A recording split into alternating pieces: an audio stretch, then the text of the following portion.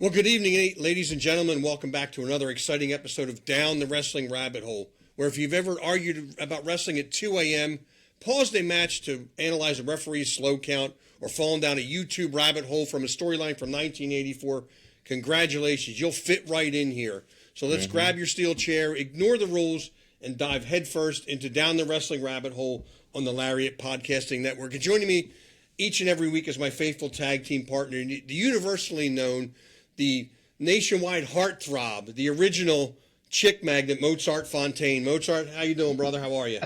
I look forward every week to the introduction. It gets longer and longer. It's like King Reggie's robe. I love it. It's got to be unique each and every time, because then it just gets boring if it doesn't. Here's how I'd introduce you, ladies and gentlemen. My friend Howard.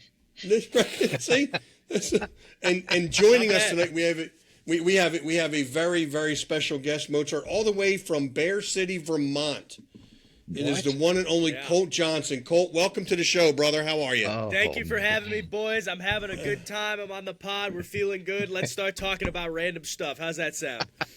Wait, start talking? I thought we have Let's keep talking about random stuff. Is our pre-production? Our pre-production is legendary. Yeah. Yeah, if you could have saw what was going on behind the scenes, ladies and gentlemen, that's where the money's at. That's where. Yeah. We're going to bring it to the forefront of the stage here. But Colt, for those that don't know a whole lot about you, how did you get your start? And how long you've been. First of all, let me back up a little bit. What made you fall in love with pro wrestling? Because obviously everybody starts as a fan first. Wait, can I just say he scared the crap out of me, because I thought he was going to say, what made you fall in love with me? And I was going to go, no. Not yet. It's a little too early. Him alone. Yeah. Let him alone. Little too early in the relationship, Mozart, to be throwing a long way around. Let's hit 20 minutes on the pod and we'll see what happens. Right. You just met him, Howard. Let's get through the appetizers first, yeah, exactly. And then we'll talk. Exactly. Take me out to dinner first, you know what I'm saying? Right. But, when did you fall in love with pro wrestling, and when did you decide this is what I want to do for a living? So 2016, I started watching wrestling. I was 11 years old in 2016, to show my age. I got really into it, and it was like the only thing I actually liked. It was the only sport that I actually liked, and I played other sports. I've played like every sport under the sun, and it's still the only thing I actually like to do. Fast forward around 2017, 18, I saw Johnny Gargano doing his stuff in NXT, and he's a Cleveland boy. That's where I currently reside. And I'm like, all right, you know what? Maybe this is something that we could, get into. And fast forward, I start getting into it, and turns out I'm just fantastic at wrestling. Don't you love it when a plan comes together? You know what I'm saying? Oh, wait. That's an A-Team reference. Are you old enough to know who the A-Team is? You saw the movie. Well, they remade the movie, so he might know who the A-Team is. I'm joking with you. I love it. That's awesome. So, where did you do your training? Who trained you, and kind of walk us through a little bit of your training process. So I still train out of Mega Championship Wrestling in Elyria, Ohio. I've had a number of different people have their hand in me, so to speak, and that's not what she said, but I'd say it is.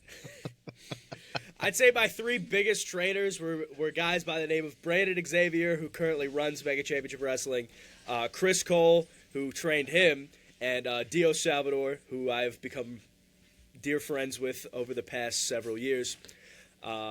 So yeah, those are the guys that have really, I think, showed me the most, and obviously I've learned a lot of the little things through seminars and et cetera, and listening to people and talking people's ear off. So yeah, those are really the people who kind of were like, hey, this is how you do this, and this, and it was off to the races. Wow, very nice. How'd you find those guys? So I just randomly went to a Mega Championship Wrestling show one day, and this is a long story short. I ended up training there because I was like, this is pretty cool. So I got the opportunity to actually end up training there, and Brandon was like the first guy, and then it transitioned into Dios, and then it transitioned into Chris Cole, and then it kind of transitioned back into Brandon and Dios. So it's been a lot of like as I'm sure you guys will know, wrestling is it's like a roller coaster. You know what I'm saying? Yeah. So there was a lot of that, a lot of moving parts, but we're still here. You know. Yeah. So who would you say that? I know you mentioned Johnny Gargano earlier. Who would you say are some of your influences in pro? Whether your style or their mannerisms and things like that. So I'll give you a couple current day answers and I'll give you a couple all time answers. So who I like to go back and study the most would probably be Ric Flair, for my money, the GOAT, and this might be an underrated answer, but I love watching Jim Cornette promos.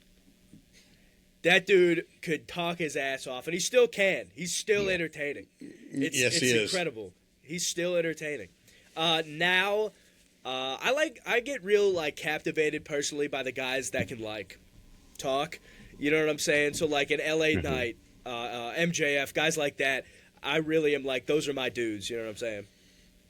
No, yeah, and I love that you did Jim Cornette, being a young guy, Ric Flair, obviously, I mean everybody knows who Ric Flair is, but man, for you to pull out a talker like Jim Cornette, wow, that make my heart felt good, man. Because I'm thinking this guy's got a little bit of old school cut to him, and it gives me a little bit of hope because I've shared it on this show before that I don't enjoy the mainstream product, the WWE, AEW as much as I do the independent scene, especially over the last couple of years. And it makes me feel good when I hear from guys like you that because that's where I believe the next resurgence. Because like you said, I mean, the wrestling is like a roller coaster, right? It's up and down. Yes. Well, the same thing with the business. There's been peaks and valleys, and I believe we're kind of in a little bit of a valley right now, but I believe the resurgence is going to come from the independent scene, and it's going to hopefully, at least in my opinion, revitalize the industry nationwide and hopefully worldwide. So you're right there, man. You're right. You're on the, on the edge of breaking through of this revitalization that's going to happen in the world of pro wrestling. Excuse me. So thank you for that. Hey. Where have you, where has your wrestling, journey taken you as, far and wide and different people, places and things like that? So, in terms of people I've met through wrestling, I've met guys like EC3, Tom Latimer, Aaron Stevens. I've actually wrestled Shane Douglas. I'm sure there's 100 million names I'm forgetting. I've met Rich Swann, James Ellsworth, had a fun conversation with him. One of my buddies is actually good friends with James Ellsworth, so that was a good connection point there. But yeah, just it's a lot of cool things that I never really expected. And in terms of traveling out, this is really the first year where I'm okay, I got a good group of guys with me now to where I'm gonna actually be able to get out more and go to these bigger independent promotions. So I'm very excited for what 2026 holds. Very nice, very nice. That's cool. So what do you? Did you come out east to meet Rich and James Ellsworth, or were they out there in Ohio? They came to Ohio. We were doing it was like a spot show, and the promoter that runs the thing. I don't know if he just has the infinite money glitch or whatever, but he has a weird amount. Howard does. Yeah. I'm only joking. You need to tap me in then. Exactly. I'm cluing you in, man. Yeah. Just follow me. Thank you. I appreciate Follow me. that. You can't possibly get in trouble. Yeah. That would never happen. So I'm sorry, they were out there? Yeah, they were out in Ohio for some spot show, and I was like, oh, that's cool. I'm wrestling on the same card as these guys. That's really cool. Who were like a Rich Swann and a James Ellsworth. You don't really associate them with each other, but they were kind of on WWE programming at the same time, that 2017, 18 era. And I'm those are guys I grew up watching, so it was kind of cool to just be able to wrestle adjacently. That's really cool, man. Yeah. Are you a native to Cleveland? I'm from Bear City, Vermont. So no, I moved okay, so you are from Bear City. Okay. I guess I didn't realize if you were there for a minute and came back home. Like, okay, I'm sorry. Go ahead. No, you're good. So yeah. Speaking of Sasquatches earlier. Oh, okay. That's where I'm going, because Yeah. you have the grass man out there in the Cleveland area, Oh, yeah. but it's not going to be the big Oh, no. giant It's Sasquatches it ain't like home. Ain't no Bigfoot like home, you know what I'm saying? Have you ever seen one? And I'm not talking about the big hairy dudes in the dressing room either. Oh, well, you took my answer then, because I don't know. No, I haven't been strolling down the Vermont pathways, and I've not seen a Bigfoot. Oh man. You know, I've seen a couple Me either, Italian but- guys that are pretty close, but you know. What I always wanted to see one, but the reality of it is they don't make enough toilet paper for me to really see a Bigfoot. Yeah, It right. would be bad. They don't. Yeah. But if you do see one in your travels while you're up in Vermont and up that way, you got to take a picture and send it to Mozart. And I will. Yeah, So, back there's the alien picking up the Bigfoot. He's up there on the wall. Well, yeah. I see you. Got him You lit. got a little room on that wall there, so I'll try and get you that picture. You can frame it, and put it right behind you. It'll look real nice. Oh man, I got all kinds Right. of stuff. Yeah, this is Toy Central, but yeah, I got room. I'll get rid of the Hall of Fame plaques. They don't really mean much. I'm only kidding. It's whatever, you know. I don't need those. That's what I joke with Howard. That's like being a wrestler. It's kind of like, I got to move these Hall of Fame plaques because I got to put up some space pictures or something. And then, hey, when are you moving this belt off me? Because this thing's heavy. Like, I'm tired of carrying it around. That's the reality of being a wrestler. Everybody thinks everybody's like, hey, did you win a championship? Did you get a Hall of Fame? And I'm like, yeah. That's both. that's so real, because it's like, Isn't it? I'm a heavyweight champion somewhere right now, and I'm like, I gotta wrestle. And you got to last. carry that sucker. right? I can't even pull it out early. and the worst is, the promotions, nowadays, like, well, I've been around for a while, but they always have these really, really, really nice belts. And I'm like, oh, that's a gorgeous belt, until you got to carry that sucker, and it's like 40 pounds And for it's real. actually heavy. I'm like, how am I supposed to get up on the middle rope and put my arms up? I'm only The joking. second rope thing's dangling on the ground. You're like, yeah, with the one arm. Yeah. By the way, I joke to any listeners, because I have been fortunate enough legitimately to be in the ECWA Hall of Fame, and a group that a good buddy of mine called Right Coast Pro. So it is a huge honor, but I joke around. I'm like, I gotta move those suckers and put up a picture of Bigfoot. Yeah. Right. It's always fun to like joke around about, because it's like, because certain people get it, like the whole, oh, I gotta wrestle last thing. I'm like, why can't you put me out right before intermission? I'll sell my merch and get out. You know what I'm saying? Right. Well, I love to open the show. I think the real deal is, So do I. I want to open the show. It's a great spot for many reasons, right? You're setting the tone. From a logistics standpoint, I can get dressed. I can go watch the rest of the show. Well, Exactly. I had an opportunity to open the show, and this is you'll laugh being a wrestler, and I'm all excited. Like, oh man, it's gonna be great, and I can get cleaned up. And then as I'm getting cleaned up, hey man, don't change. We need you in the next couple of segments. Then after I said, hey, we got you again at the end, I was like, by the time, I'm like, wait a minute, I still can't change. My buddy looks at me. Oh my God, he looks at me and he goes, I think I'll wait to change, and I'll just wait for you. And I was like, shut up, man. You're so stupid. Go change. It's so funny. No, it was an honor. It was an honor. But from the changing standpoint, like you get it, right? It's funny, right? Yes. Is that still a thing for the young guys? I thought it just happened when we got old.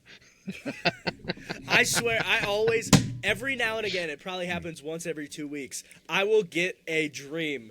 Like, I'll be asleep and I will dream that my music is playing and I am not in my gear. I've had those. I get it like once my God. at least once a month I get it. And you're I'm like still in your shoes. Yes! And you're dressed. And you're like, oh my God, what do you mean I'm up now? Like, Yes. Yeah, I've had that a few times over the years. Can't say a lot, but it is a freaky thing. Yeah. Oh, it sucks. It sucks so much.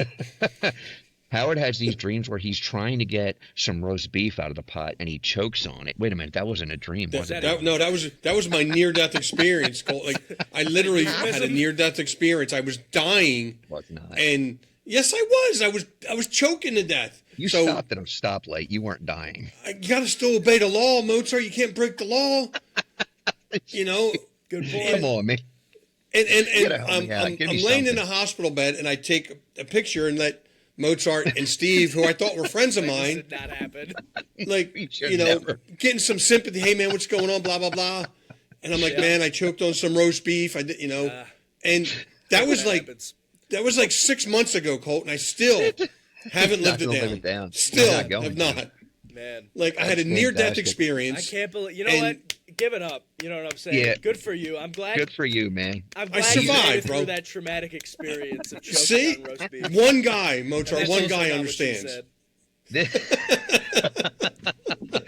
This is like his therapy, though. He Yeah. sees me once a week instead of a therapist, and I just make it okay. You know what I mean? Yeah. It sounds like you make it worse. What are you talking about? I'm working through my trauma with this, Colt. That's what he's helping me do. Work through It's my trauma. form of therapy. Yeah. It's it's called it's harassment therapy. It's new, it's Harassment cutting edge. therapy.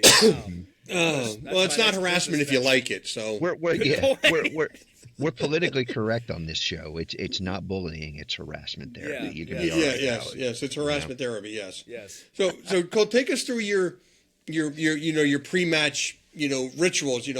Are you listening to a particular type of music? What are you doing pre-show? Before you break through the curtain. So like right before I go out, generally I'm just getting a pump. You got to look jacked. You know what I'm saying? I'm just getting a pump, getting a little pump ski in. Sometimes I'll listen to music if I got AirPods or headphones or whatever, like I did on Sunday. So yeah, I'm just sitting there, got my resistance bands. I got like 3 pairs because everybody loves to steal my resistance bands. You know who you are. And they love to steal it. That's not even a bit. I'll look over. Shame them right now. Yeah, I'll see somebody. You know what I'm saying? I'll look over before I wrestle, and they'll be like in the match before me, pumping up. I'm like, where the hell are my bands? That son of a bitch. And and it's just sitting there, dude. I'm like, brother, you didn't even ask. Right. And then you're gonna get them back in like one of the little. Is it one with the handles on it? Because you always get them back with the handles broken off. You're like, wait a minute. Guess I could just wrap the end around my hand and still make good of it. I don't know. Yeah, That's fantastic. It's true. So now you're up. Your music's hitting, and you're on. The other side of the curtain. What's going through your mind just before you break through? Into that massive crowd that you're about to perform in front of. So as I'm walking out of the curtain, my thought is I am going to talk as much shit as humanly possible, all the way down to the ring.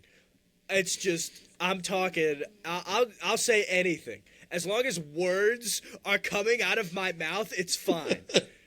I can talk about oh wow, this weather's great. Oh, I gotta get chicken legs at the store. Something. You know what I mean? I can't believe that bastard stole my bands again. I'm saying something. You know what I mean? And then next thing you know, you're in a fight with somebody in the front row over the weather. Yeah. Oh, I love it. I've been there. You know what I love? I love guys like you who are just natural charismatic, right? Because we've all been in and around some really great talents, and everybody has their different, things. And sometimes it's really hard to draw a personality out of somebody, but that is fantastic when you can just talk about man, I left my grocery list in the back. Does anybody see my grocery list? I want to get to a point in the charisma department where I can talk about anything and people will listen. That's where I'm trying. That's where I want to be. When I was training, that was something that I had to do, and I felt like we all felt like crazy. They were like, okay, there's a vending machine. My good buddy runs the school now, Chase Del Monte. It was Chaotic Training Center at the time, and the trainers were like, okay, go over and you could give us a 30-second promo and on that vending machine. I was like, huh? What? I don't even know what to say, but it got very creative. So you could see guys as you watched a few guys get up, and we were all pretty fresh at it at the time, pretty new.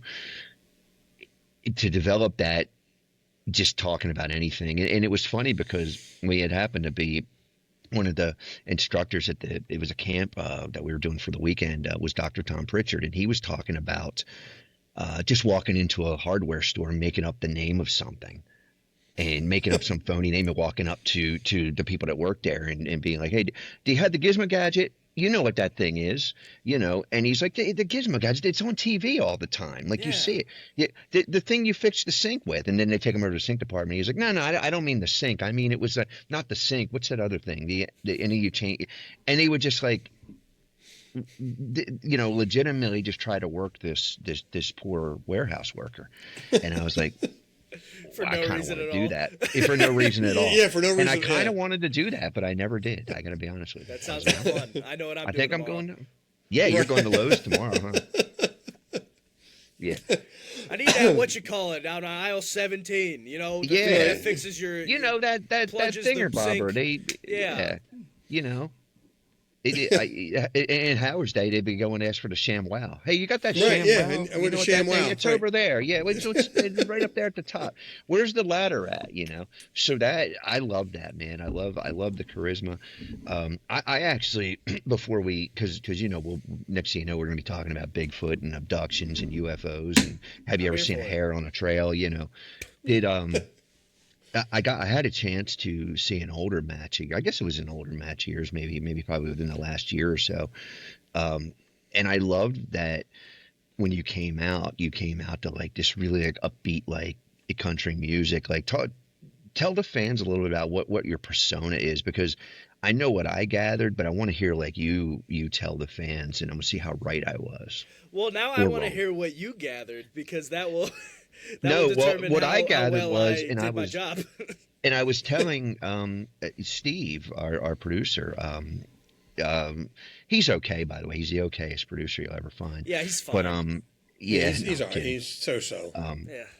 But the funny thing is I said I love first of all that you were using, and I'm not a huge country music fan, right? So I know for personas, like sometimes you're going to come out to a song. It probably should be something that you like, but sometimes maybe it's just something that fits your persona, right? It might not be your favorite song or whatever.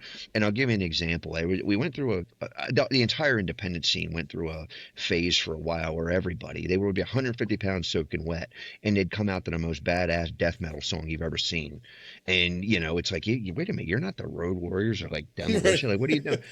So I love that.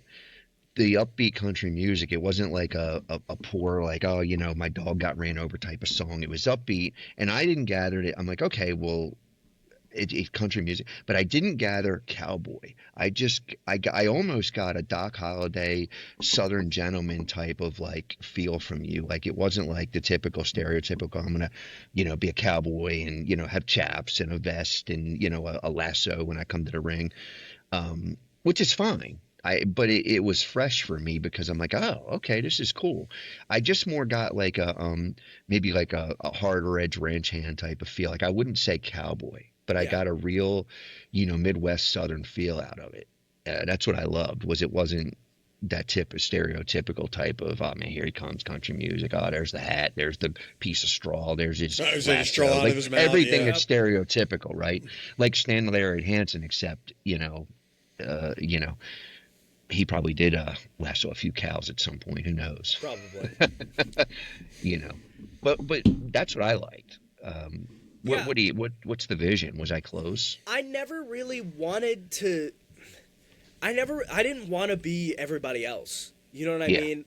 I don't really see me as I am a cowboy. I just so happen to wear a hat because I like cowboy. You know what I'm saying? Yep. It's a lot of people have these big extravagant gimmicks that are all ridiculous and nonsense and whatever. I'm just me. I'm not a gimmick. You'll see wherever I wrestle, some people like it, some people don't. I don't change anything. I'm literally just me. I put my personality on display. In some crowds I like more than others, and I just am what I am. I like country music. Cool. I've liked country music for a long time. I wanted something that I think would fit the character. I lift to my theme song all the time because it fires me up. That's for real. And cool. I always liked cowboy hats. I don't know. I'm not a cowboy. You know what I'm saying? It's like when like Dusty Rhodes would wear cowboy boots and a cowboy. Dusty Rhodes wasn't a cowboy. He was Dusty Rhodes. You know what I mean? Exactly. Right. That's what I would more attribute it to. That's really cool. That's kind of where I was What's your going, entrance song? What's that song that you come out to? So it is a custom song, and I can tap you guys in later. It's on my YouTube Very channel. cool. It's Okay. very catchy. Weird. Wow. I like it. Did you have friends of yours do it, or how did you come up with it? I just found it, and it was royalty free. Oh, okay, cool. I got you. Very cool. So I was like, yes, this is beautiful. This is mine now. And naturally, I always wanted that something like the glass shattering, the if you smell, you know what I mean? That thing to be like, oh, he's here. It's got to grab you, yeah. Yes. So I took that song and I added a shotgun blast at the beginning. I was like, very cool. This'll fit, you know what I mean? So now, every time you hear the shotgun blast goes off, you know who's coming. That's awesome. I really liked it. I thought it was that cool. does grab your attention. It does. And I liked the in-ring style too, because I felt like, okay, there's a solid foundation, but you weren't trying to be overly flashy. You weren't trying to light the world on fire with as many moves as you could in as little time as you could possibly squeeze them into, which is kind of really cool, because a lot of guys who are younger, that's, I fell into that at some point. In terms of what I could do, Howard, before you say it, I wasn't doing 450 and sprint and moonsaults or anything, but in terms of trying to string together like really cool looking sequences and moves, it got to a point where I'm like, all right, well, now I'm doing too much, and it's a short match, So I liked that there was a pacing to it. What do you kind of attribute that to with your in-ring style? Were you in the ring with you said you got to mention that you got to work with Shane Douglas, right? Yeah. How early was that in your career? That was, I think, the end of my first full year. Unreal. It was literally when I say the tail, it was New Year's Eve when I had that. Like, it was the very end of my first full year. So about 18 months into me actually wrestling. Dude, that's cool. So in terms of what I actually attribute that to is, it's just, it goes back to, I don't want to be like everybody else. Everybody does 150 moves, and great, thank you. Like, I don't do super kicks. I don't do dives. I don't do things like that because it's so overdone. Everybody does it. Yeah. I've always had the saying, and I've passed this on to guys that I like, is it doesn't matter what you do in the ring if nobody remembers your name. Right. It Very doesn't. true. You know what I mean? If nobody knows who did that triple corkscrew 450 plancha dive, it doesn't matter. Exactly. It was, hey, did you see that clip of that one dude doing that ridiculous thing? Yeah. Yeah, I don't know who I was listening to, but in fact, it might have been probably not me, because you never listen to anything I say. No, what? I didn't even hear it. It might have been on one of the Busted Open podcasts. They said that we as fans, like, I couldn't tell you who won half, even more than probably 75% of the matches that I've seen. Like, I couldn't tell you who won or who lost or any of that. But I remember moments of the match, Well, obviously everybody remembers when Mick Foley got, thrown off the top of the Hell in a Cell. I'm still young enough. Yeah. Right. Everybody but Mick Foley remembers. Exactly right. I remember, Don Morocco not Don Morocco, Jimmy Snuka taking the leap off the top of the steel cage in Madison Square Garden. But, who won and lost? I'm like, man, I don't remember who, I don't even remember who the world champion was at the last WrestleMania but you remember moments in time, like you said. Do they remember who Colt Johnson is, when they leave? So when they hear that name again, I got to go see that guy. Wherever he's at next, I'm going to go see that guy. And I think that's what you got. You got that ability to bring them in and remember a moment in time, to bring them back for the next time, to get that next moment, and you're building on that. To wrestle Shane Douglas, 18 months in, that's. To me, that's unbelievable. I actually talked to Shane Douglas at one of the ECWA shows that was in Morganville, New Jersey. I don't know, was he there about 6-7 months ago, Mozart it was. Great guy. I think so. And I talked to him about 20, 25 minutes after the show. and we talked about everything except wrestling. We talked about his dad. We talked about, him going to school, what was going on in the world at the time, the weather. I mean, just a great guy. And so to that, what was it like wrestling, the franchise? Honestly, it was pretty easy. Because he works that older school style of, I don't need to do 100 million moves and drop somebody on my head. And it was like, we just went out there and wrestled, and it was what it was, and the people liked it. So that is what it is. You know what I mean? If the crowd is popping at the end of the match, we did our job. That's another thing I always say to myself, especially when I'm like debuting at a new place, because I'm obviously, especially on the indies, not everybody's going to know who you are immediately. I have the mindset of, it doesn't matter at this stage, it doesn't matter what the crowd sounds like before your match. It matters what they sound like throughout it, and especially at the very end. At the end. Because if the match ends and nobody reacts, you didn't do your job well. If the match ends and the people are losing their mind, it doesn't matter if you missed a spot, if you messed up a move, none of that matters, because they are all having a good time and they are paying to be here, and that's who we are trying to please. Right. And that's what's going to bring them back next time. Exactly. And that's what I love about, the independent scene. It's more of the wrestling that I'm looking for, so instead of watching it on TV, you got to go out and find it. And I think you find it at that independent level. You find that a little bit of the old school with a blend of, the younger guys, and everybody doing their thing. And to me, it's as close to what I remember growing up from the old territories that you're going to get. And that's what I love. And that's what I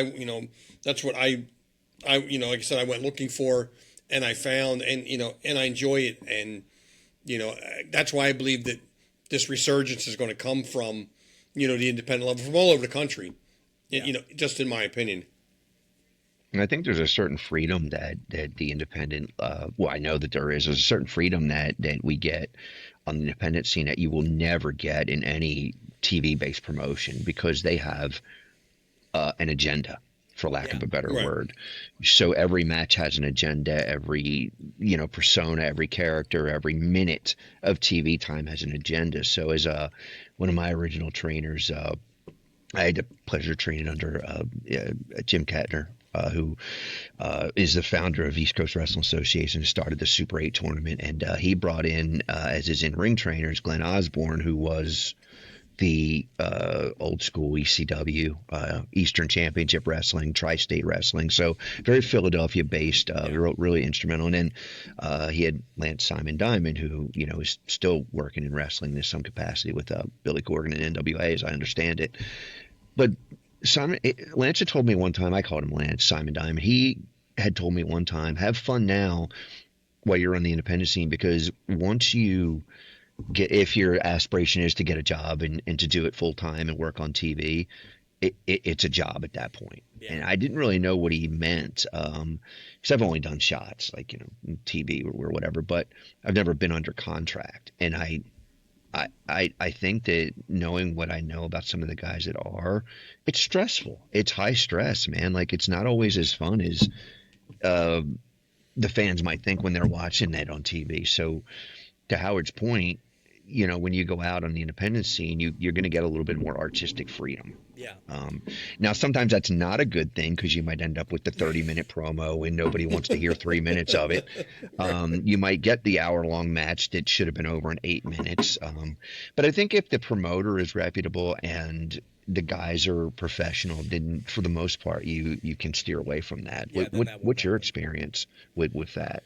Well, I've been lucky enough to not watch any hour-long matches, I can tell you that much. But what I will say is the fact that I have certainly seen matches go on way too long, a lot longer than they should, just because a certain whatever will give them way too much time, or they'll give them no time and they'll say, yeah, just go.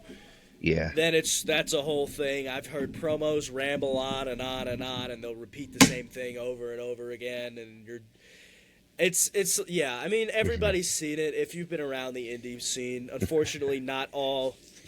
Don't cancel me, but not all independent wrestling is good. Yeah. So Agreed. Yeah. Yeah.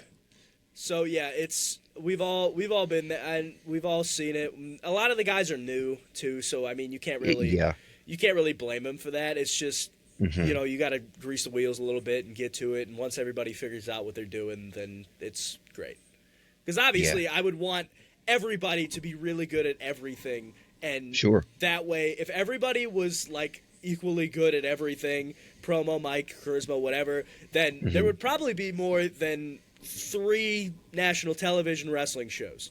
You know what I mean? So that would give people an opportunity to a lot more wrestle on TV and actually have that be a full-time job instead of just doing the indies. Right. Yeah. So what is your preferred match? I mean, you prefer, wrestling a bigger guy, somebody that's, maybe more of a technical wrestler. What is your preferred match style? I like wrestling people who are good at wrestling. No, So you don't have many opponents then. It sounds dumb, but that's it. I have the most fun with people that are as good or better than me. You know what I mean? Because I like wrestling. Don't get me wrong. I like wrestling people that are still on the up and up, especially if I'm like friends with them, whatever. I'll be like, okay, yeah, I want to have this match because I think I can, attempt to get something out of them. But I am of the opinion that I probably won't get as much better quicker if I'm wrestling people that are on the same caliber or lower caliber than I am right now. So I like, a lot of people see it as like a, big pressure moment. Like when I wrestled Shane Douglas, they were like, oh, that's crazy. I'm like, this is just gonna make me better. You know what I mean? Yeah. Regardless of what happens, I'm still gonna be fine. You know what I mean? It's not like anything. My life isn't hopefully gonna be altered if something, if we miss a spot or whatever in this match. Yeah. But just getting the opportunity to work guys like that and just be able to kind of understand how they, do a promo or matches or get the crowd behind them or whatever. It's an experience that like you don't really appreciate until you get it. Right. Definitely. How was he in the dressing room, pre-match? How was Shane, in the locker room with the rest of the guys? Was he approachable? Was he? Yeah. He was just a dude. I mean, that's like the weirdest thing in my head from like making that jump from wrestling fan to wrestler. Obviously, I'm still a wrestling fan, but making that separation of, this is what I do now. It's weird because like I'll see these people who like I grew up watching or have seen in the past or whatever, and they're just dudes. A lot of them are just guys. You know what I like? They're just people, and I think a lot of people forget that. Like they're people too. Like we see them glorified on TV or whatever, and we're like, oh, they're hot, holier than thou or whatever. But no, they're just guys, and that's exactly how Shane was. Wow, that's good to hear. That's good. I'm sorry, Mozart. You were about to say something.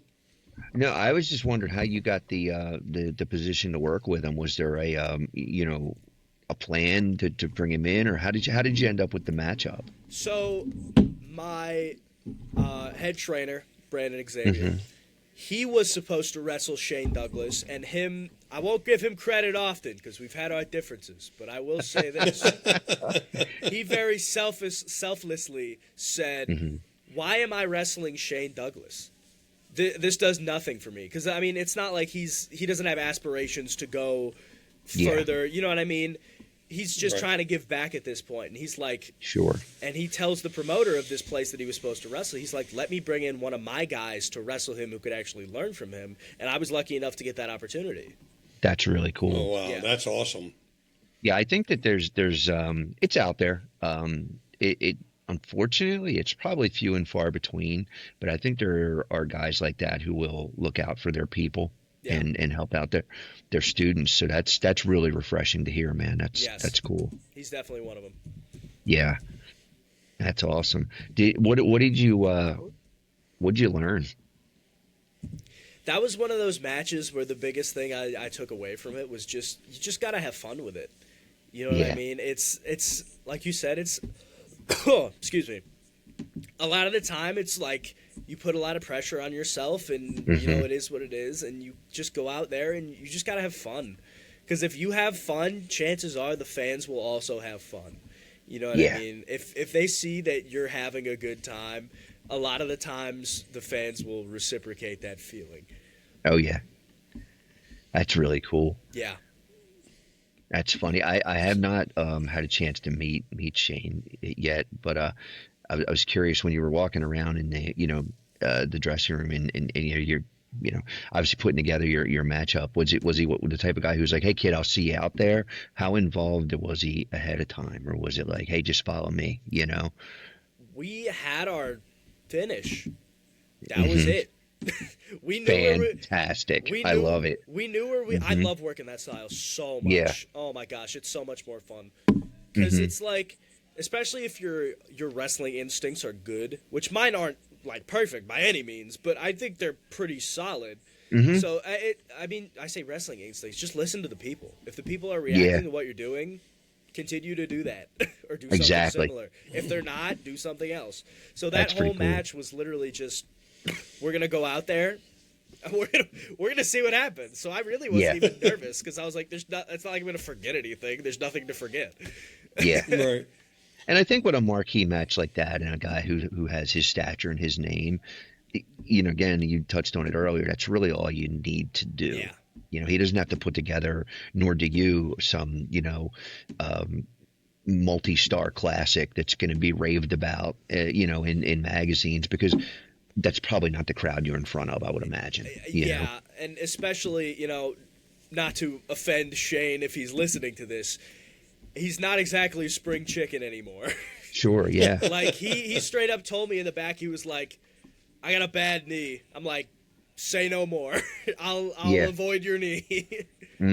So it's, I mean, and you're right, that's not what they're there for. They're not there to see Shane Douglas have a 5-star match with some, at the time, 18, 19-year-old kid. That's not what they're there for. You know what I mean? They just want to see Shane Douglas live. Yeah. And if he looks credible, and I've seen pictures, he looks like he's in great shape. If he looks credible in the ring and he's doing just a few key things that people remember, I'm sure it was fantastic. Yeah.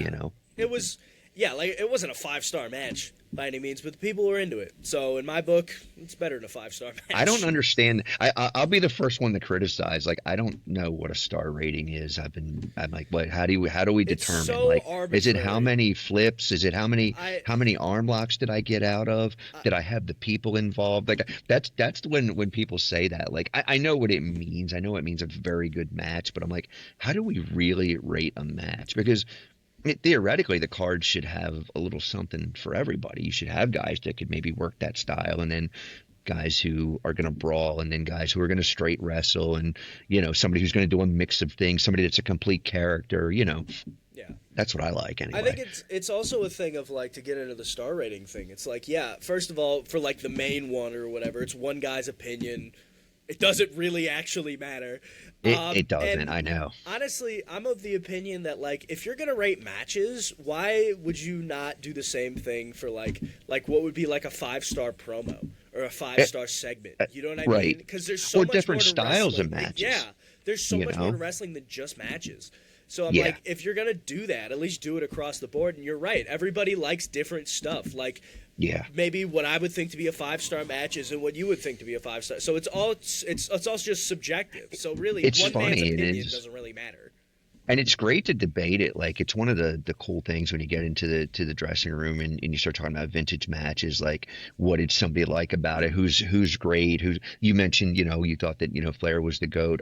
I happen to also, but based on a number of reasons, but now it's, we're in a homogenized world of, let me outdo his title reign. And then as soon as somebody outdoes that, we're going to have somebody else outdo them. That's just the world we live in with everything. It's not just wrestling, but you need more. It's and it's what's subjective next mentality. Yeah. But going back to the star rating thing, what's funny is I'm 100% sure. I don't know a single person. I've never heard of a single person at that rating put an extra buck in their pocket. No. So I'm like, now maybe somebody could arbitrarily argue that, well, because I got a name, because I got all the. I don't know that that's really the case. I could probably debate that too. Did you, or were you just making your own name? You know what I mean? Were you making You a name know, by having good matches that people wanted yeah. to see? I don't know that anybody was reading the sheets and being like, "Oh, I've got to hire him now because it's a 5." You know, I Yeah, think it was like, more of why a not? yeah, give yourself some credit. Like I don't think that rating or the sheets did anything. Yeah, it's Um, Not that it wasn't cool. The sheets were always cool because we, as a kid, we literally were getting the inside, dirt sheets, and now we have the internet, which will, and now we have Howard's favorite, which is Unreal, which will just tell you every single little thing yeah. you could ever want to know. But it, I don't think that those did the rate. I think that you can basically look at a product like a match, like, and say, I don't know, I didn't really care for it, but maybe somebody did. Yeah. Right.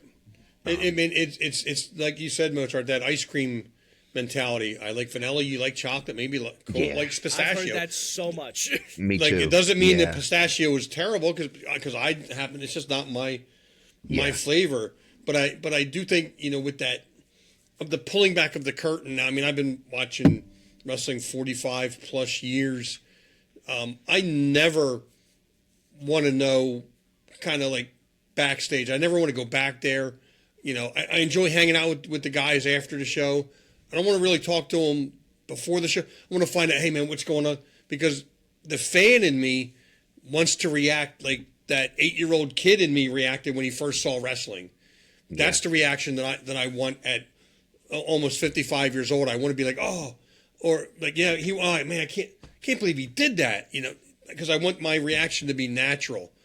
I hate that we have, because of the internet, that we have so much stuff out there that, we can find out stuff, long before it happens. And, they're even starting to, explain it, a little bit on the mainstream. He's going to get a push. No, don't tell me that. Don't tell me that. Don't let me watch his, rise through the ranks happen organically. I don't want to know what you're doing, and that's what I loved about, pre-internet. Was you had, were the after magazines that you could read, and most of them kept up with kayfabe anyway. So you really didn't have too much insider knowledge. Now, I mean, within 10 minutes you could find out everything that's going on or what's even planned, 6 months in advance with some of the bigger promotions, and I just don't want that. I want my wrestling to be real, and I want it to feel real and look real when I see it. And I don't think that's too much to ask from a fan's perspective. You're paying, sometimes ungodly amount of money to go see a show that you really already know kind of what's going to happen. Now I get it. Well, you watch the movies. Yeah, I get that. But they're starting to do that with movies now too, Howard. Yes. I'm seeing a lot of stuff online where it'll be like, oh, here's the leaked script of the new. Yeah. I just got way into Peaky Blinders, which I'm 5 or 6 years late, but now they're going to do the new, the movie and a spin-off series, and I'll see headline. Now I don't know what they're telling, Colt, to be fair, but because I won't click them. But it's like, oh, here's the script. I don't want to know. I don't care. Why are we in that world? And I'm in your boat now. I'm actually a little bit further behind you, Mozart. As I told you, and it's getting really hard now because the phones and the algorithms that it works on and everything. Yeah, it's very hard not to get spoilers for The Walking Dead. Because I'm only in season 2 now, and I'm like, it's all done. Yeah, now it's they all can tell done you every and it's little out thing. there. And I'm like, no, don't click on it. As much as you want to. That's find bad out. though. That's bad too. But when you're getting something that hasn't even been released yet, like wrestling is gotten to that point where, it's like, well, hey, you know what I'm going to do for a rib now, Cole? But he's going to hear it. I'm going to email him a 6-page long scripted match and be like, Howard, I'm thinking about doing this. What do you think about it? I won't even read it. I won't even read it. Make him read it. It's going to start off with. It's going to start off with. I walk to the ring, step on Howard's foot, get into the ring, tie up. It's gonna have everything. Take the arm. Look to my left twice. Look to my right twice. You're then I'll saying snatch the headlock. There's guys that work like that, and it's a nightmare. Yeah, it's I did it one time, very short period of time, and it came to light very quick that it was like, and I'm sure that the folks who were kind enough to work with me let me do it. Okay, you just wrote a 2-page match. How much time is that? I don't know. I mean, it just seems like I could fit it into the 8 to 10 minute slot that we would typically get. No, that's about 20 minutes worth of work. Because you take one written page can be about 10 minutes of actual work. So I didn't know that. You sit there and write it out on a regular, standard size sheet of paper to try to organize your thoughts. And then I'm trying to memorize it so I can go to my buddy who's got the same amount of experience I have. And I'm like, nah, this is not the way. It became stressful real quick, and then you're not having a good match. So fun, yes, yeah. to your point. It's not fun, and the matches generally aren't as good either. No, because in your head you think that they're going to be, but I think that the real art of it is if I watch a combat sport, right, and it's arguable, I'm 100% sure. I'm not saying all of them are, but I'm 100% sure that there's been. I mean, I know because I have some insider info, but there's been major MMA matches that are questionable, right? There's been major boxing matches that are questionable. But if you look at the typical flow of a real fight, a lot of times when you write that down and you think you're putting on a great wrestling match, you're putting on what ends up looking like a really scripted piece of garbage, has that been your experience, or do you seen something different out there? I think overly scripted or predetermined or whatever, it sucks, dude. Because, from a worker and a fan standpoint, it sucks because you want to just go out there and make sure the people have fun. And if you have everything A to Z plotted out and the people aren't invested in you at, C, and you still have the rest of the friggin' alphabet to go to, I was gonna say, then you're just doing stuff for no reason. You're just doing it for yourself at that point, and that's not what it should be about. You got to be able to pivot a little bit, I think. Yeah. And then looking at the rest of the card, like what's your role that night? What are we trying to accomplish with the matchup? I think there's a lot of questions that I'm really impressed that you're aware of it. How long have you been in now? It hasn't been very long, right? A couple of years. 3 years.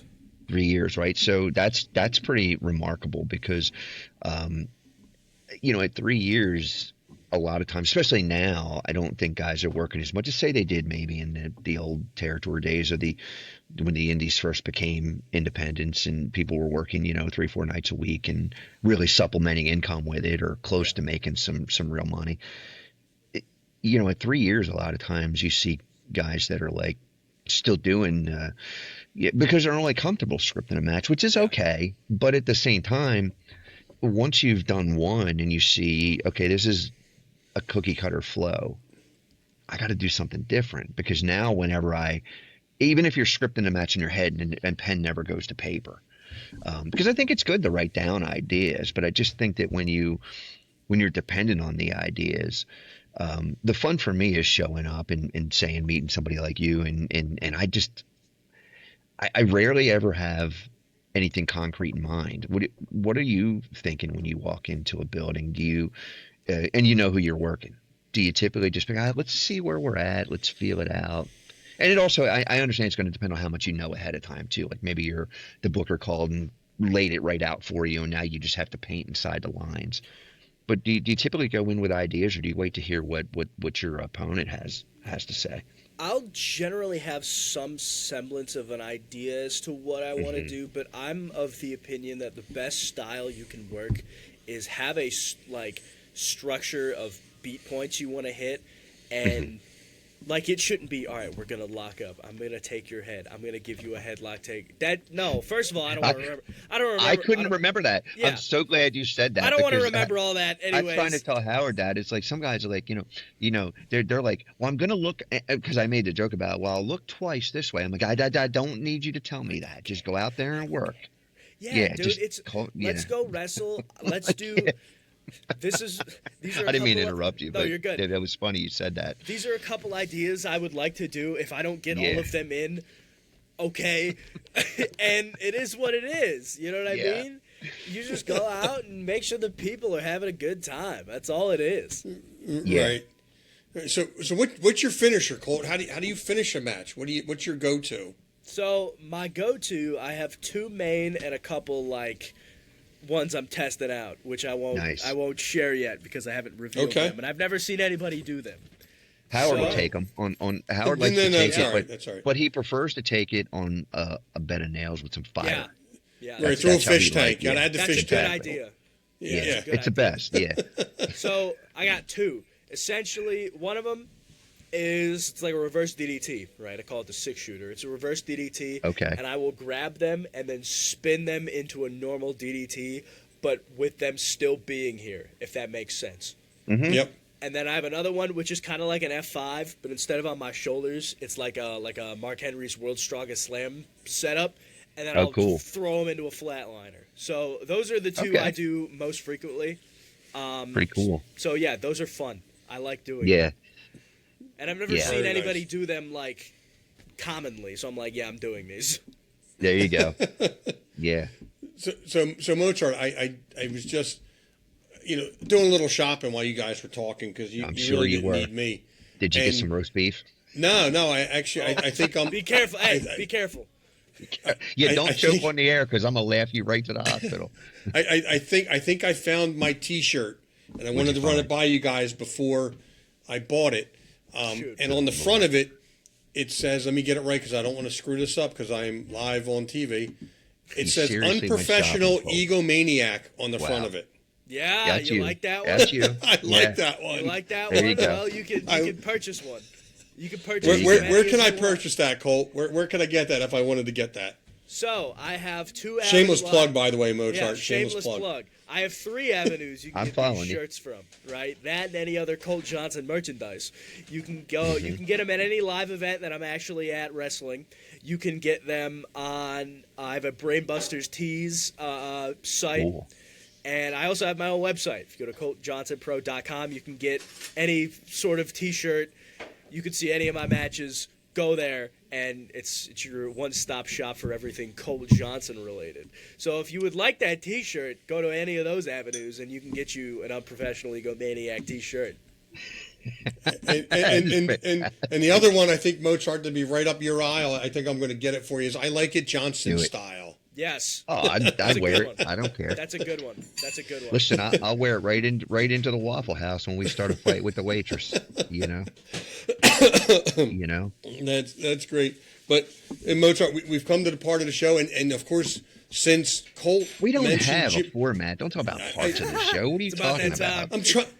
I'm that time. trying to be professional, man. Make people think we got a little bit of structure. Oh Lord, don't start. But since he mentioned Jim Cornette, I would be lacking in my duties if I you would asked be Colt. remiss. Remiss. There we go. I would be remiss in asking this question. It's kind of a 2-part question, Colt. And I ask every independent pro wrestler this: if you could wrestle any wrestler in any era, who would it be, and why are you picking Bobby Eaton?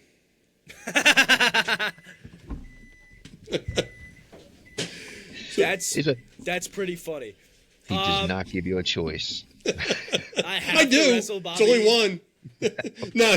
Who would your dream opponent be if you could wrestle any wrestler, past, present, doesn't matter. I think. God, these are boring answers, but I think past would be Flair. I think Dusty would be a lot of fun. Oh yeah. I think to work against the Midnight Express would be a lot of fun. Just because I've seen a bunch of stuff Cornette does in those matches that just make me laugh. So I think that would be a lot of fun. But like nowadays, I feel like Dominic Mysterio would be a lot of fun to wrestle. I don't know why. I feel like Well, he he's would be a cursed lot of now, fun. so he can't I might, win. Yeah, I right. might win too. So there's that. But I think that match would be a lot of fun. It's so much wood. But what is your take on Danhausen being in the WWE now? What's your You know my take on it. I love that shit. Okay, when he It's the first best. came in, everybody was booing him. I was like, "This is hilarious." right? Everybody Right. hates it. I don't know that I would have brought him in the way that they did, but the fact that he's here now, say what you will, I don't think I've ever seen a Danhausen match, but he's a funny dude, and he's already like one of the most over guys on the roster. It's been And he has, weeks. I mean, and he hasn't done anything except piss off a crowd in Chicago. Is really all he's done successfully. And I think that, you know, we as fans, we over speculated and set ourselves up for failure with that. Oh, it's going to be Jericho. It's going to be Moxley. It's going to be this guy. It's going to be this guy. And WWE is just sitting back and like, no, that's not what it is. Wait till you see who we got. Yeah. And then when Also, he came out, I was the same way. I'm like, what, huh? I was just laughing. But since then, the guy is gold. I mean, like you said, he hasn't done anything. Yeah. Other than He hasn't had kill to. it. You're right, No, because he hasn't had to. Exactly right. And I think the guy's killing it. I'm like, I think they kind of captured that lightning in a bottle. And I hope that they kind of keep running with it. Because again, this guy don't have to set foot in the ring for probably another 7 or 8 months. Yeah. You know, and then you know we finally get him in the ring. But I think it's gold. I think you know, and I haven't followed it that closely, but I've caught some things. I don't know if him and R-Truth have crossed paths yet. But I'm sure when they they'll do, like that's going to be gold. Like that's worth watching. You could do a whole 2-hour Raw or SmackDown around just them two. Just them. Bumping into each other and talking to each other. I need to know what I need to do to have Danhausen be the general manager of SmackDown for a couple months. What do I got to do to make that happen? It's But yeah, just going back funny. to what you said about like the reveal of people were saying, oh, it might be Jericho. Mm-hmm. I'm sitting there thinking, all right, let's think about this logically for a second. Why the hell would Chris Jericho be in a box? You know what I mean? Like, Yeah, I didn't. Yeah, I was kind of of your mind thought set too. I'm like, I don't know. He would come back if he was coming back. They would have done it at the Rumble or Raw after Mania, which is still a possibility. But why would they bring back Chris Jericho in a box? That Right. doesn't make any sense. Yeah, no, it does, you know, and just the way we like, because you know, every internet guru, you know, that's an expert in pro wrestling, you know, had it figured out. It's this guy or it's that guy or it's that, you know, and you know, it's like no, it wasn't. Danhausen wasn't even on your long list of wrestlers that you could have possibly guessed, but we kind of set ourselves up for failure by buying into all that hype and hoping it was somebody that it wasn't, and so and I think I think that part of it plays into, you know, who he is now. Like, I think that whole, you know, lackluster, you know, debut kind of feeds right into who he is and the persona that they're going for. And I think he's been great, you know, ever since, you know, the curse with Dominic, and then, who was it? American El Grando or whatever his name is, Cafe Latte, whatever. Yeah, Latte Americano. You know, him. Yeah, Latte Americano, whatever his name is. I think what it's done is it's given. I'm hoping, and I think I'm right on this, is that it's given wrestling, particularly TV wrestling, which needs a lot of help on every angle. There's not a really great, unbelievable wrestling program on TV, in my opinion.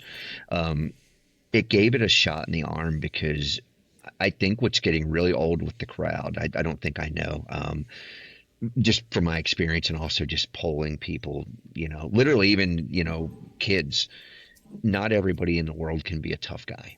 Yeah. Right. That when every single person on the roster is the baddest man in the world, then nobody's the baddest man in the world. You know, when you have a whole roster of Andre the Giants, nobody's the giant. Nobody's giant. So when you bring in a persona like that, who's a very, you know, I'm careful with the way and don't really like the term character because then it makes us look phony. Yeah. He's very, very, he's a character in and of, not in a negative way, in a really fun way that wrestling hasn't seen on a level. You know, and I saw a little bit of his stuff in AEW and I laughed and I chuckled, but, you know, again, I don't think he was used right. I think that, you know, the booking wasn't, I think the booking is subjective in a lot of places, but I've never made my money as a booker, so you know, it's just, again, it's just from kind of watching it and knowing a little bit.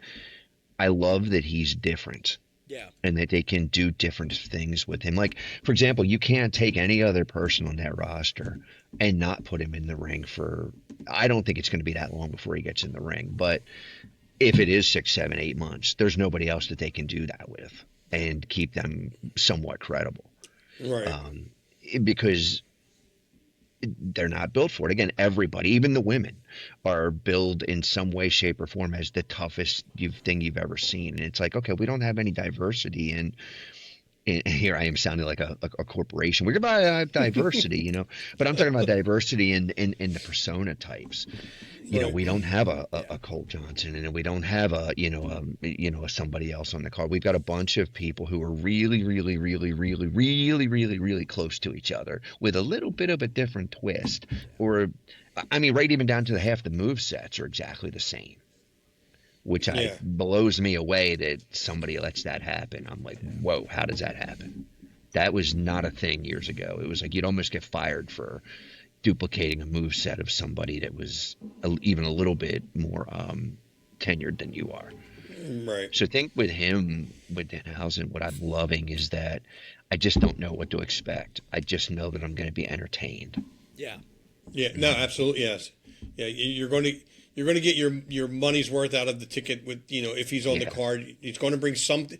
And I think that the good part about it is we never know what he's going to do next. Like, where is he going to pop up at? You know, who's going to be the next guy to get the curse? You know, and when's he going to disappear again? Like, it's all like it did. It gave it a little bit of shot in the arm. It gave it a little more mystique and intrigue, and it's bringing it back to.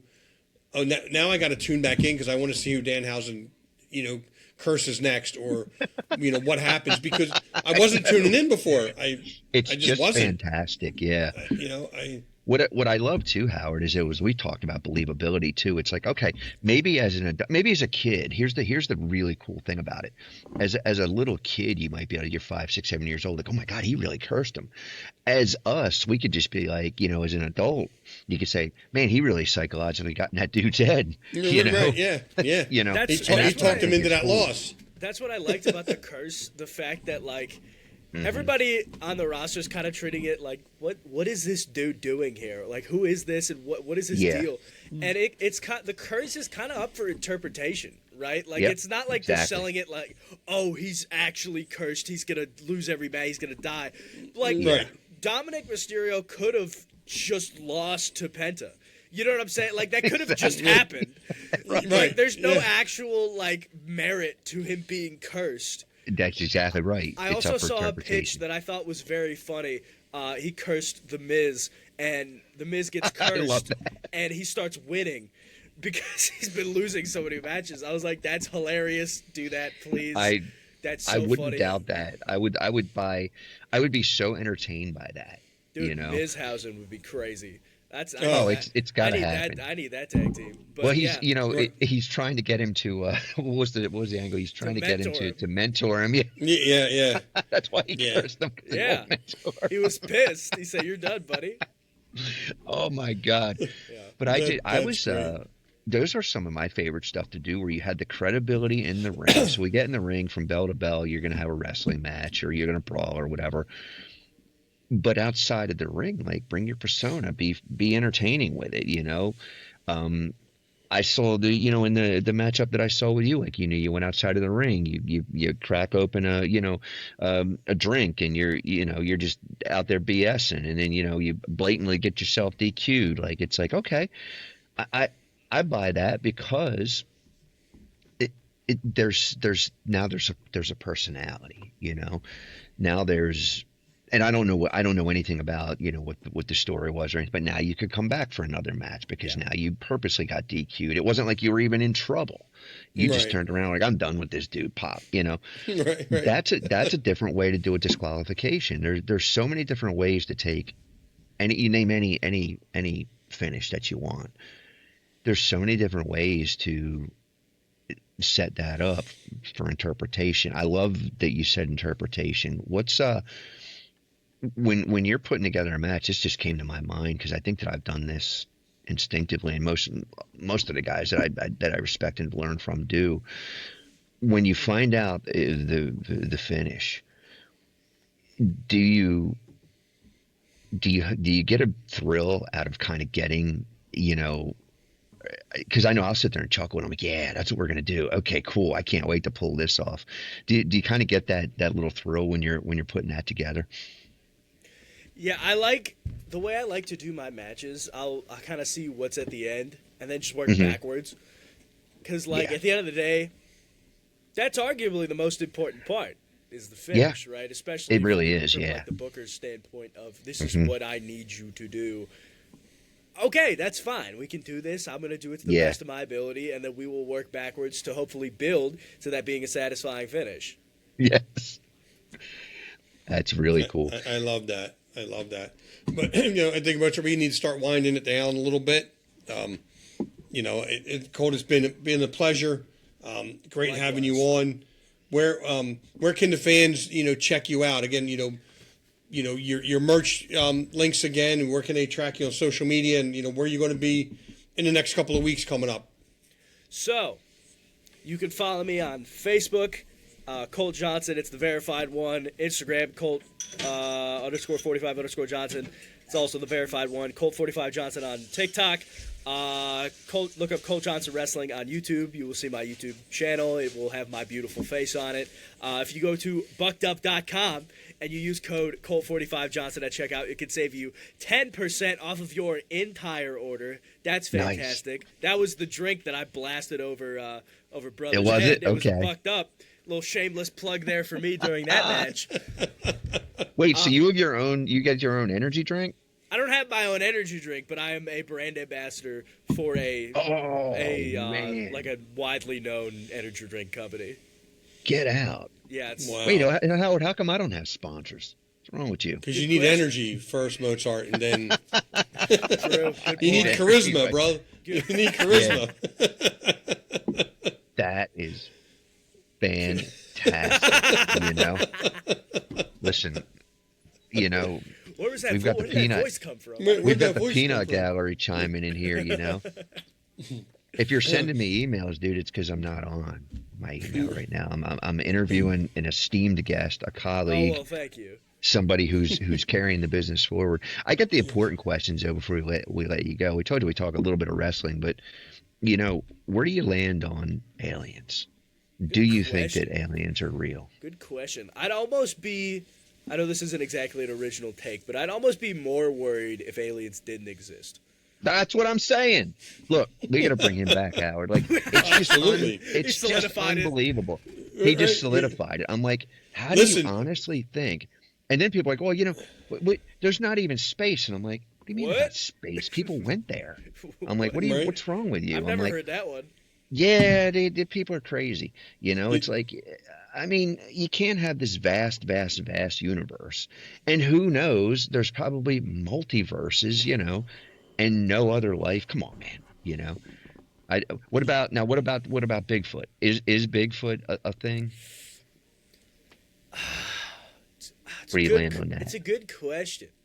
Well, you legitimately coming from Vermont. Did you ever hear anybody? Was there any the old timers coming out with stories like, hey kid, don't go in the woods? Well, yeah, I mean, you'll always hear, somebody going, oh yeah, but when I was, back in my day, I, fought Bigfoot, with a hand tied behind my back, uphill, flip flops on the wrong feet with one arm. You know what I mean? When Howard was a kid, he was fighting Abe Lincoln for the catch world title. Exactly. Right. You know what I mean? It's stuff like that. It's just legend. But I think Bigfoot is less likely than aliens. Okay, that's a cool take. Okay, I like it. I didn't used to believe in any of it until I got older. And usually it's like the other way around. I think kids are like, oh man, there's ghosts, there's aliens. And then when you get older, it's like, nah, that's not the case. As I've gotten older, I've just seen things I can't explain. I've not been abducted yet. I've not seen Bigfoot. Exactly. Yeah. I haven't been, and I don't count the roadside, rest stop abductions where the chick snatched me up because I'm so hot. I'm talking about a real alien abduction. So what he's saying, and I'll give the Reader's Digest version of what he just told you, is as he's getting older and his vision is getting worse, he's starting to see things. He's starting. That's what he's trying to tell you. He's starting to hallucinate. It's really for me, like I've not had the experiences, but I'm like, I'm really fascinated in people who are like, oh, I had an out of body. Oh, I saw an apparition. Oh man, I've seen aliens. I don't know anybody that's been abducted. I want to meet somebody because I got questions. Bring them on the pod. Right, without a doubt. That's going to be my next question on my next show. But listen, I don't really care what the finishes are. I don't really, don't want anybody throw a punch because I've got that locked down. But who's been abducted before? Who's been abducted by aliens? Now we can talk. Yeah, exactly. But that's Colt, super cool. Thank you, brother. We do have to have you back on, in all seriousness, very, very soon. Absolutely. You've been a great guest. Mozart, thank you. It's fun as always. And people out there listening, don't forget to hit that like and subscribe button. Don't forget to watch our other shows on, You Heard It Here Worst. I Still Call It a Lariat here on the Lariat Podcasting Network, or the ever-expanding, ever-growing Lariat Podcast Network. But this will conclude this episode of Down the Rabbit Hole. And, wait a minute, we got to ask him what he's got coming up. You're trying to kick him off the show. Oh, yes. We didn't even cover that. Oh, my gosh, yes. Thank God I'm here, Colt. Thank God somebody's here. Good thing you're here. Hey, Zeus, Howard, come on, dude. I completely forgot. I was thinking about being alien abducted, man. You had me distracted. He's thinking about that ass beating his wife's going to give him when he gets off the phone because it's past his bedtime. It's 8:01. You're in trouble. But where can they check you out next? This Saturday, I will be at Neo Pro Wrestling. On the 14th, the 21st, I will be in Independence, Ohio for wrestling. On the 28th, I will be at Mega Championship Wrestling. This one, I do know who I will face. I'll face a man by the name of Bryson Teller. I hate him with a burning passion. So I will, as they say in the business, beat the shit out of him. So that's what they say in the business. Yeah, that's what they say in the business. That's an insider term. Yeah, that's an insider term for all you people that didn't watch Unreal. That's for the most part where I'm at for the rest of March. Those are all Saturdays, and then I am ever expanding my schedule. I'm basically booked every Saturday through like July already, so that's pretty fun. But yeah, so thank you guys once again for having me. I appreciate it. Yes. Yeah, man. When you get back to the back home to Vermont, man, I'm gonna have to ask you for an invite so we can go Sasquatching, dude. Got it. There you go. That could be the next. We'll take Howard as bait. Yeah, we'll podcast it live. We'll take Howard as bait. We can do it live from the woods up there. We tie to a tree and then just hide out with binoculars. Yeah, we could I'm down. we'll get night vision, but we won't give him any. It'll be fantastic, I'm down. Oh yeah, that'd be great. That'd be we'll just let him fucking fumble around in the dark and trip over stumps and shit. But guys, thank you, man. It's been great. Everybody out there, in the internet land, have a great night, and where am I going to see you on Saturday, Howard? Where are we going to be Saturday? Well. We are going to be the ECWA Super 8 in Morganville, New Jersey. Anybody on the East Coast, friends? Yeah. Yes, the hottest ticket in New Jersey is in Morganville at the Jersey Dugout. Bell time 6 o'clock. Doors open at 5. My man Mozart and his tag team partner, Mr. Ulala, will be crowned the new ECWA Tag Team Champions by the time all of the dust settles in Morganville. And we will crown a new Super 8 champion at the 30th anniversary of the Super 8 tournament. Yeah. Looking forward to that. Looking forward to it, guys. Thank you for spending some time with us tonight, Colt. Yes, Colt, thank you again. Appreciate it. Pleasure. Everybody out there, man, you have a great night, and we'll talk to you next week. You got it, sir.